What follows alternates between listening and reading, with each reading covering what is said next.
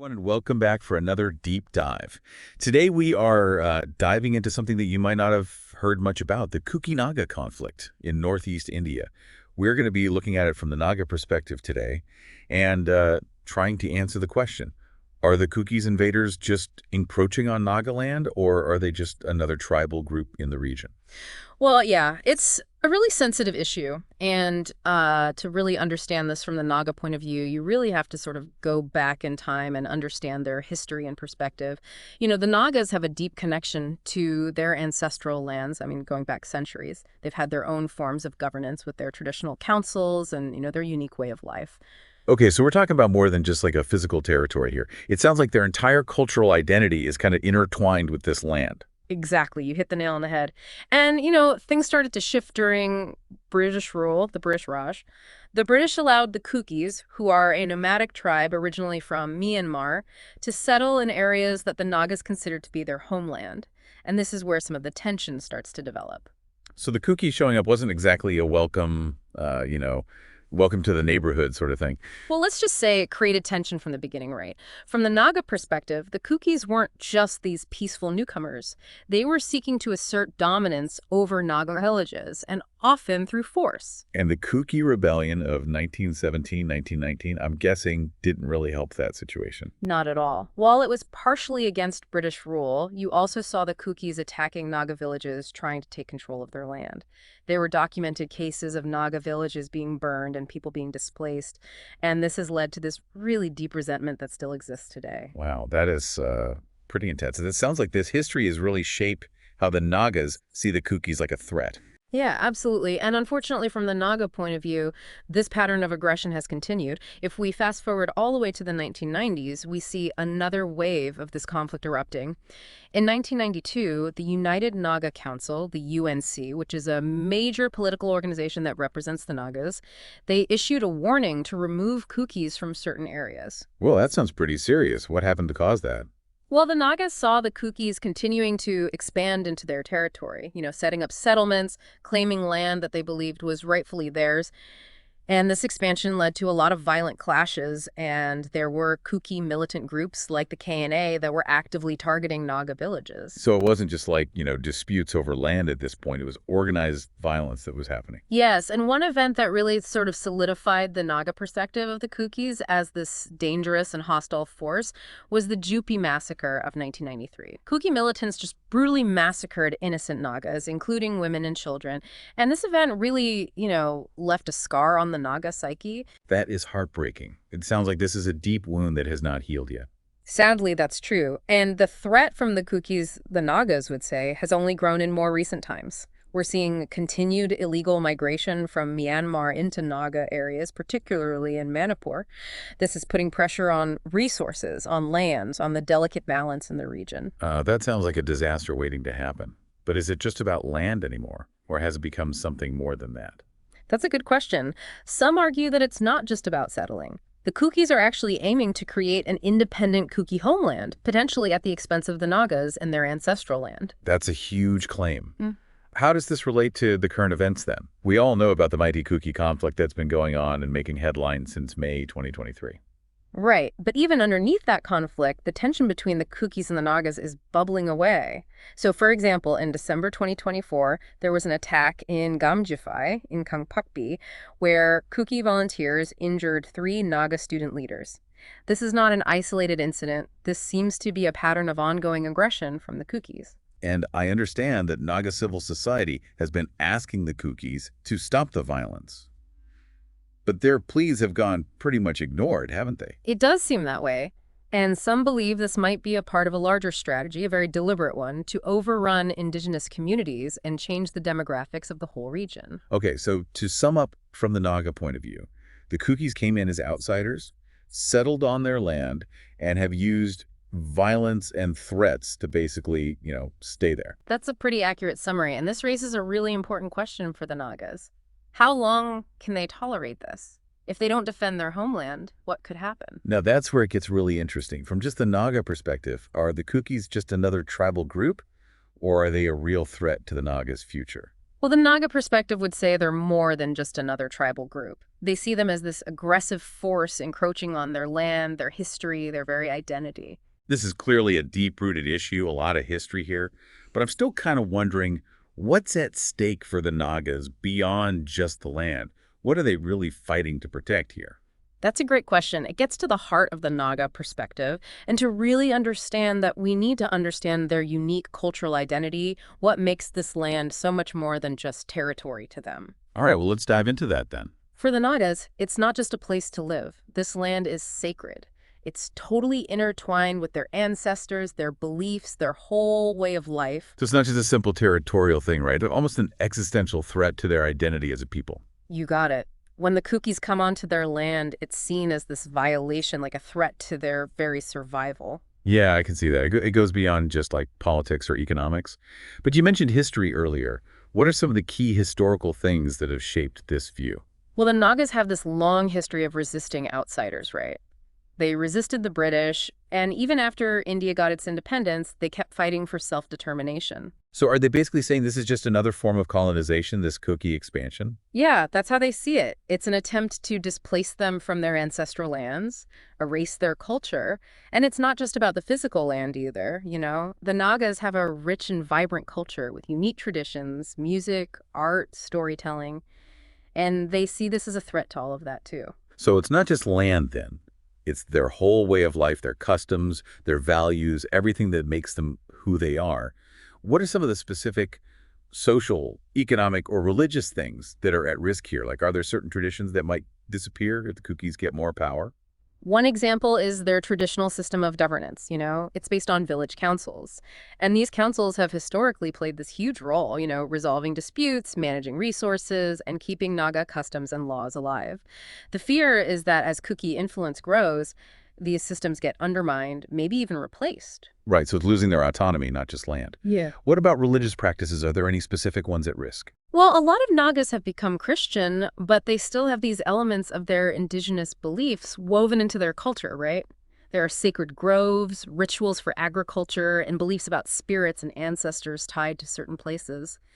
The worry is that if these places are taken over or disrupted, these practices might fade away. It's almost like losing a part of their soul then, their connection to the past. So with all this on the line, what are the Nagas doing? What are their demands, their strategies to protect all of this? Well, they're calling for a recognition of their historical rights. They want protection for their land, for their culture. They're saying stop the Kuki migration, disarm the militant groups, and commit to actually living together peacefully. They want guarantees, you know, that their traditional systems will be respected and their culture will be safeguarded. But isn't it possible the Kukis see themselves as rightful inhabitants too? They've lived there for generations. How do the Nagas reconcile that? That's a really important point. The Nagas say that, yeah, the Kukis might have lived in the region for a while, but they were brought there by the British initially. And they feel that their actions lately, the violence, the land grabs, that goes beyond just peaceful coexistence. They believe that the Kukis need to recognize this history and find a solution that respects everyone's rights. So they're not against sharing, but it has to be on their terms. Terms that make sure their culture isn't erased. You got it. They're open to talking, to negotiating, but they're not backing down on their core principles, preserving their homeland and their way of life. It sounds like a very tricky situation. Are they getting any help from the Indian government? I mean, in their efforts to protect their land and culture? Well, the Nagas have a long and kind of complicated relationship with the Indian government. They've been fighting for self-determination since before India was even independent. So they don't necessarily see themselves as part of India then? That is a very sensitive topic. There are different groups within the Naga community, some who want total independence, others who are looking for more autonomy within India. So the Naga community itself isn't all on the same page about this. How does that impact their relationship with the government and how they approach this Kuki conflict? It makes it even more complicated, that's for sure. They may not all agree on the final goal, but there's this shared sense of being wronged by the Indian government, you know? They feel like they've been failed, that the government has often sided with the Kukis. Oh, and isn't that a bit of a generalization? Not everyone in the government supports the Kukis. Right, you're right, it's not black and white. But the Nagas will point to times when they feel the government ignored Kuki aggression or even helped the Kuki militias. They feel betrayed, abandoned by the very government that's supposed to protect them. Do they have any specific examples, like instances where they felt let down? Yeah, one thing they talk about a lot is the lack of action against Kuki encroachment. They also claim that the Indian government has sometimes given arms and training to Kuki groups. Now, whether these claims are true or not is debatable, but it shows you how deep this mistrust runs. So from the Naga point of view, the government's part of the problem, not the solution. Does that mean they won't accept any help or mediation? It's not that they're totally against any involvement, but they're definitely skeptical. They feel ignored, unheard for too long. Like the government doesn't take their claims seriously. It's more than just empty promises they want. They want to see action, real action to protect their rights and their future. I get it. It sounds like a situation with no easy answers. Yeah, definitely. And sadly, it's a conflict that doesn't get a lot of attention internationally. Why do you think that is? Why don't more people know about this? Well, Northeast India is a remote and complicated region to begin with, and this Kuki-Naga conflict is just one of many ethnic and political conflicts happening there. It's easy to miss. Out of sight, out of mind. But this isn't just some abstract political fight, is it? These are real people, real lives being affected. Right. There are real consequences. People are dying, families are being torn apart, and an entire way of life is threatened. And the Nagas feel like nobody's listening, like they're fighting this invisible war that the world has chosen to ignore. That's incredibly sad. So what can be done about it? Is there any way to resolve this? Any hope for peace? That's the big question, isn't it? It's so complicated. But I think the first step is acknowledging that, acknowledging how complex it is and listening to everyone involved. We've been focused on the Naga perspective, but it's just as important to understand the Kuki perspective, too. Yeah, of course. We've only really scratched the surface of one side here. Right. We need to understand everything that's led to this conflict, the history, the politics, the economics. We have to hear the stories, the fears, the hopes of both communities. And then, maybe then, we can find a way towards peace. Sounds like a long and difficult road. It is, but I do believe that peace is possible if we're willing to listen, to learn, and to work together. Well, that's definitely a lot to think about. I'm starting to really understand how deeply the Nagas feel about this. It's about so much more than just land.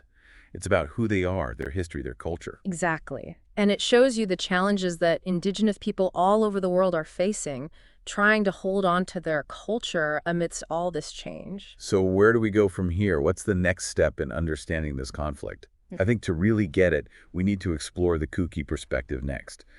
Hear their side of the story, learn about their history, what they want. Maybe then we can see where the two sides connect and where they, totally clash. Yeah, I agree. A lot of times in these situations, both sides feel like the victim, like they're the ones fighting to survive. So getting the Kuki narrative is key to finding any kind of common ground. Listening to you talk about the Naga perspective, it really struck me how deep their connection to the land is. It's almost spiritual, isn't it? Oh, absolutely. Their identity is completely tied to that land, their traditions, language, who they are.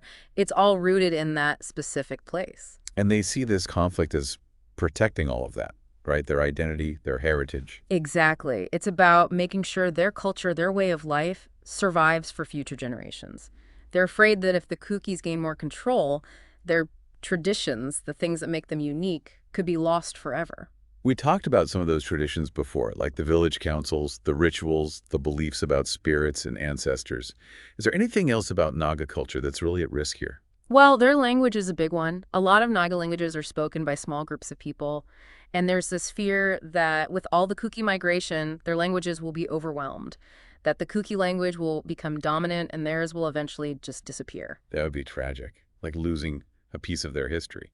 And it makes this so much bigger than just a fight over politics or land. Right. It's about cultural survival, and it makes you think about how we protect these smaller cultures and languages, with everything becoming more globalized. It makes you wonder what'll happen to the Nagas in the long run if this keeps going.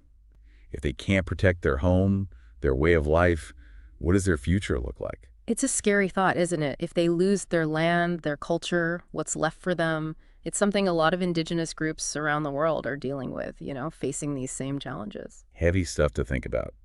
But before we get too doom and gloom here, I'm curious, what gives you hope in all of this? Are there any good signs, anything that suggests peace is possible? Well, Even with all the violence and distrust, there have been attempts at dialogue, people trying to build peace between the two communities.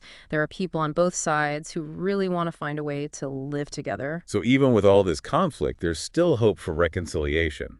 I think so. It won't be easy. It'll take compromise, understanding from everyone involved.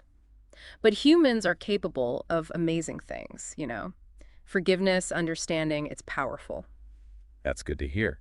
It's a reminder that even in the toughest situations, there's always hope. Well, I think we've reached the end of our deep dive into the Naga perspective on this conflict. We've covered a lot of ground: the history, the cultural importance, the politics, the human cost of it all. It's been a really interesting and important conversation. I hope it's made people want to learn more, to really engage with this issue. We always encourage our listeners to seek out different perspectives. Keep learning about this. Knowledge is power, and understanding is how we start to build a better, more peaceful world. Thanks for joining us on this deep dive. And until next time, stay curious and stay engaged.